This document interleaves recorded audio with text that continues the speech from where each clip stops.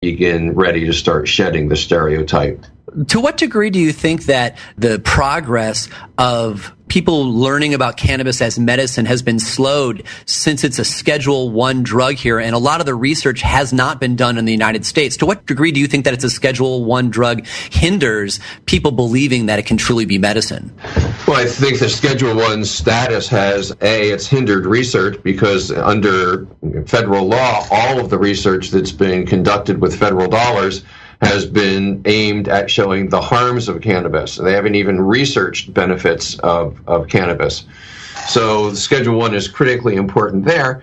And I think it's also important in public perception when you have the most trusted authorities in the country saying that something has absolutely no medical use. There's a lot of people who are going to believe them. One of the things that I really appreciate about your book is you approach it from a real human perspective. Certainly you talk about the laws and the implications of the entrepreneurial aspects of it, but you really treat it as a human and a plant, and more of a Gaia approach, if you'd allow that. What has been your experience over the years with the difference between people approaching the plant as a healing herb versus a marketable product? Well, where I would really, I think, draw the distinction is between people who see cannabis as more of an intoxicant, as a sin industry, more akin to alcohol or gaming or even porn, and people like myself who believe that cannabis is a wellness product, that it should be marketed and that it should be regulated as a wellness product. This plays out in some very specific policy positions. One of the things that we've seen in many of the reform states is extremely high taxes on cannabis. And one of the justifications for those high taxes has been to discourage cannabis consumption by young people and by people who have lower incomes. And I don't think that's something we want to do. I think, in fact, when you take a look at the public health statistics that are coming out that show, for example, a 25% reduction in opioid overdose deaths in states that have made access to cannabis more available, that the last thing that you want to do is burden this very, very good plant with a heavy tax burden and encourage people to use pharmaceuticals or alcohol instead of cannabis.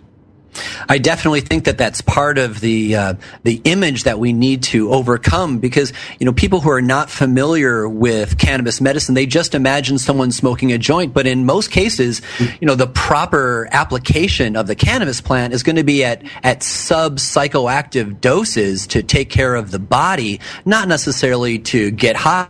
And I think that's the placing of a sin tax on it at the state level, I think is part of that.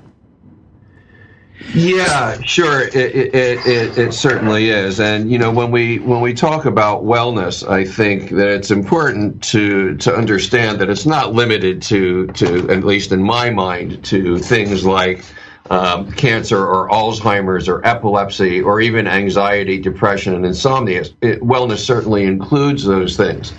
But I believe that there's a great number of what I call overlooked wellness benefits that are often described by people as just getting high. And that includes things like extending your sense of patience, waking up your sense of play, sparking your creativity, enhancing the sound of music or the taste of a meal or the touch of your lover's skin, or opening you to a more full spiritual experience or putting you in closer touch with nature. Those are not intoxication experiences. That's not just getting high. We're talking about some of the most meaningful, precious parts of our lives that are enhanced by cannabis. So, I think that that's really the main distinction in approach. And I like the way that you describe it, because in that way it sounds more like the benefits of mindfulness or meditation as it is about getting trashed, like some people approach it. Right. If you look up intoxication in the dictionary, you'll read a definition that says something like to drink or eat something that causes you to lose control over what you say and do. Well, cannabis doesn't cause people to lose control over what they say and do. And anybody who's consumed cannabis knows that very well. And I think that once I talk to people and explain this concept, there's a lot of people who realize that their own cannabis use, that they're mischaracterizing their own cannabis use. So, I'm often have people who will come up to me at an event and they will say something like, Steve, I totally support everything that you're doing to get medicine to the patients who need it. And me, myself, I've been using cannabis for years, but I'm not a patient. I wouldn't get sick if I stopped using it. I wouldn't go to the hospital. And so I usually ask those people a few questions about their cannabis use. When do you consume cannabis? Why? What benefits does it bring you? And how is your life different when you use cannabis from when you don't? And I usually get a reply that goes, something like this.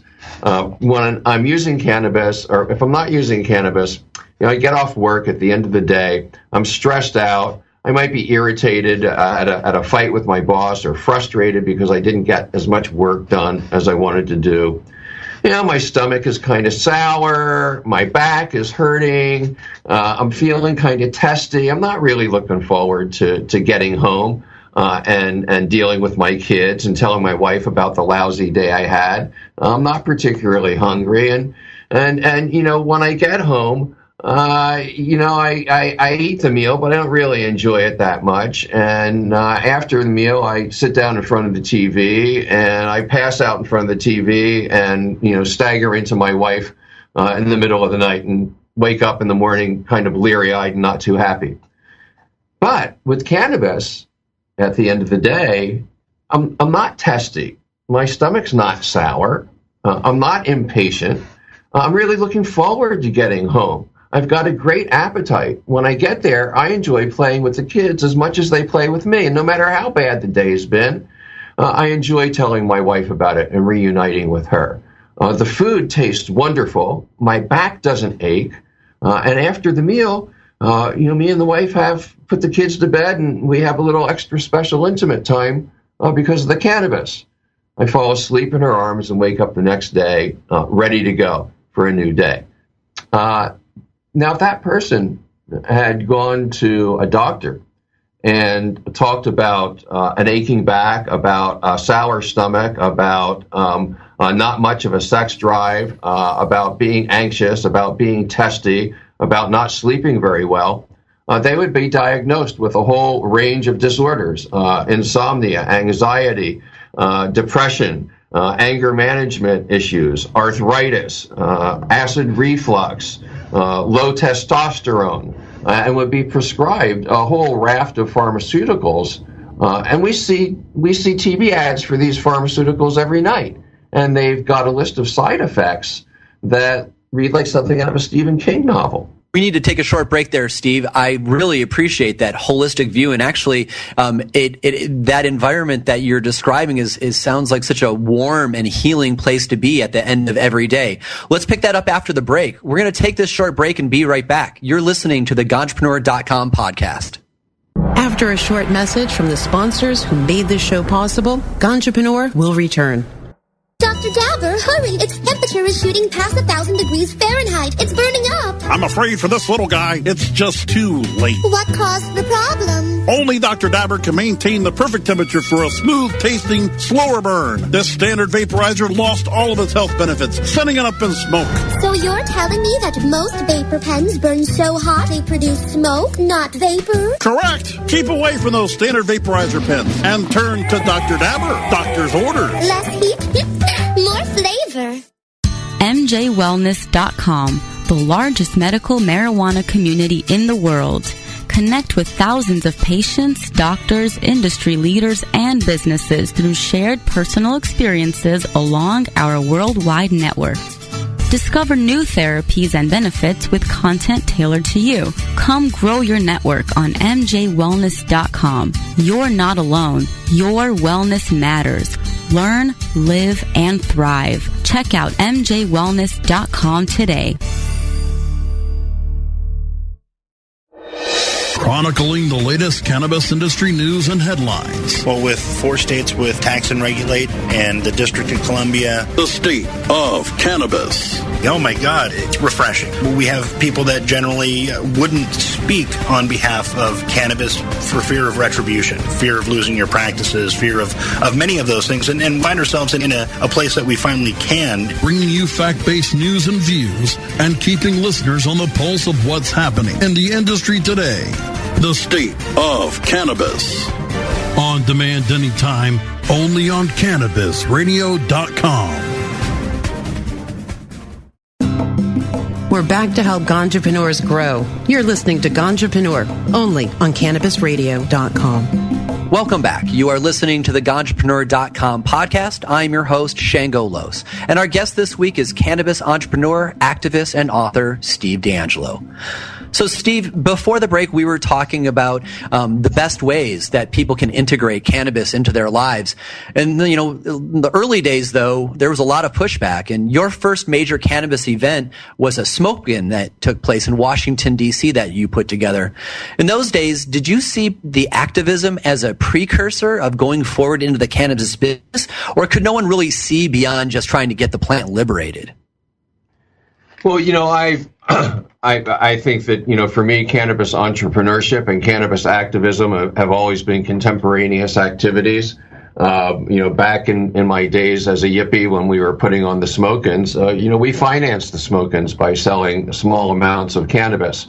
So it was clear to me, always clear to me, that there was a phenomenal amount of commercial potential. But it was also clear to me that the only way that would ever be unleashed is if we changed the law. So there's a really fine line there between being seeing yourself as solely as a cannabis activist and then being a cannabis entrepreneur. Talking with entrepreneurs as I do now, I see a lot of folks being pulled in different ways from the feelings that they had when they were an activist versus how they're now feeling as an entrepreneur and concerned with margins and making sure that they can pay their rent and their employees, when at the same time they just want to give cannabis oil away to cancer patients because that's where their heart remained as an activist. I'm sure that you've run into this dozens and dozens of times. What kind of advice would you offer to activists who now see themselves moving into more of an entrepreneurial role in their community where they can, respect where they came from? Well, it is a simple thing, but a difficult thing. What we need to do is build operations which simultaneously generate profits for our shareholders and return social benefits to the communities that we're a part of. I'm afraid that it's possible to do that with Harborside, which, even though we are technically a nonprofit under law, we are a profit-making organization. And that's what needs to be done. But it's an extraordinarily difficult thing to do. And one of the things that we're finding in California is that as the competitive intensity of the industry heats up, there's been generally a trimming back of a lot of the social benefits that a lot of the nonprofit dispensaries have been able to provide. Yeah, we've experienced that here in Washington where we're recording from. And one of the challenges that some folks have is that if they've come up through the Prohibition era times, they are holding on very strongly to their activism. But as the industry becomes more business oriented, there's a lot of folks who were entrepreneurs in other industries who are moving over into cannabis. And some folks are calling them carpetbaggers and other less than positive words. But your work with the ArcView Group is taking a different approach. Your approach is to embrace all sorts of folks, both the activists and the folks who are bringing their expertise and capital to the business. What kind of advice can you give for folks who have come up through the activist side in interacting with people who are more comfortable thinking about business and profit and loss sheets than having spent the time taking part in cannabis activism? Well, we need to keep in mind that nothing is mainstream in America until it's in the mainstream of commerce. We cannot have legal cannabis in this country unless we have business people involved in producing it and distributing it. It's the way that the country works. So, I certainly have some mixed feelings when I see folks coming into the cannabis industry who maybe have never used cannabis in their lives, who proudly say that they never would use cannabis in their lives, who may have approaches and values and ethics that are different from my own. But I also recognize that if we really want this plant to be legal,